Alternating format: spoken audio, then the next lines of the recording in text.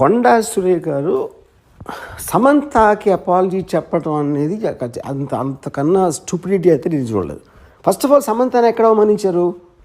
కొండా సురేఖ అవమానించలా, పొగిడారు. యాక్చువల్గా ఎందుకు పొగిడారు అంటే అక్కడ ఏమంటున్నారు ఆవిడ, నాగార్జున నాగ చైతన్య ఇద్దరు కలిసి ఒక మామగా, ఒక భర్తగా, ఒక కోడలిని, ఒక భార్యని తనకున్న ఒక ఆస్తి కాపాడుకోవడానికి వెళ్ళమని ఫోర్స్ చేస్తే తను కాదని చెప్పి విడాకులు ఇచ్చి వెళ్ళిపోయింది అన్న. అక్కడ సమంతకు అవమానం ఏంటి? సమంతని పొగిడినది. యాక్చువల్గా అవమానించింది ఎవరిని? అత్యంత జుగుప్సగా అవమానించింది నాగార్జున చైతన్యాన్ని.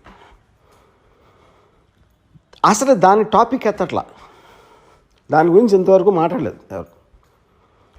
సో ఇప్పుడు ఇలాంటిది చెప్పడం కన్నా అంటే అక్కినేని కుటుంబం అంతా ఉన్న హుందాతనం, వాళ్ళకున్న extraordinary reputation, most dignified and reputed, అది ఒకసారి పక్కన పెట్టి ఏ ఇంట్లో అయినా ఒక మామని భర్తని ఇలాంటి ఆరోపణ నేనైతే నా జీవితంలో ఏం లేదు ఇలాంటిది.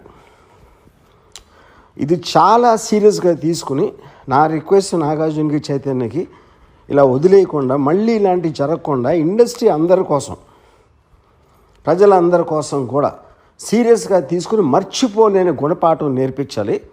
దీనికి తప్పిస్తే మన దగ్గర వేరే మార్గం లేదు. ఇలాంటిది కొండా సురేఖ గారు సమంతకి అపాలజీ చెప్పడం అనేది అంతకన్నా స్టూపిడిటీ అయితే నేను చూడలేదు. ఫస్ట్ ఆఫ్ ఆల్ సమంతని ఎక్కడ అవమానించారు?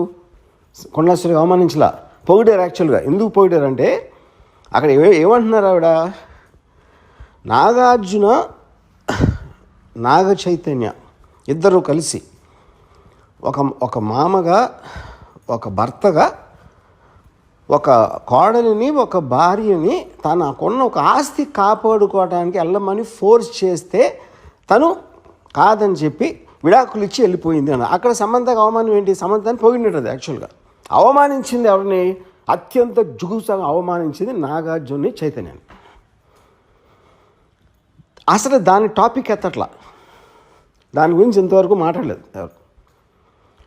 సో ఇప్పుడు ఇలాంటిది చెప్పడం కన్నా అంటే అక్కినేని కుటుంబం అంతా ఉన్న హుందాతనం, వాళ్ళకున్న extraordinary reputation, most dignified and reputed, అది ఒకసారి పక్కన పెట్టి ఏ ఇంట్లో అయినా ఒక మామని భర్తని ఇలాంటి ఆరోపణ నేనైతే నా జీవితంలో ఏం లేదు ఇలాంటిది. ఇది చాలా సీరియస్గా తీసుకుని నా రిక్వెస్ట్ నాగార్జునకి, చైతన్యకి ఇలా వదిలేయకుండా, మళ్ళీ ఇలాంటివి జరగకుండా ఇండస్ట్రీ అందరి కోసం, ప్రజలందరి కోసం కూడా సీరియస్గా తీసుకుని మర్చిపోలేని గుణపాఠం నేర్పించాలి. దీనికి తప్పిస్తే మన దగ్గర వేరే మార్గం లేదు. ఇలాంటిది మళ్ళీ జరగకుండా చూడాలి.